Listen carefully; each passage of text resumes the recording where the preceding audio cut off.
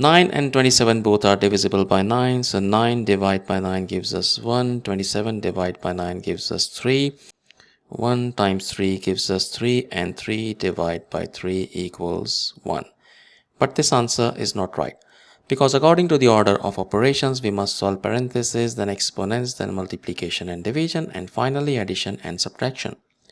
Remember, if in any expression you have both multiplication and division present, you must work from left to right, and same applies to addition and subtraction.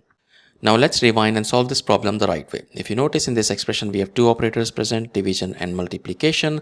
According to the order of operations, multiplication and division have equal level of priority, but we have to work from left to right. So we need to solve this division first, because that is on the left side. 3 divided by 1 over 9.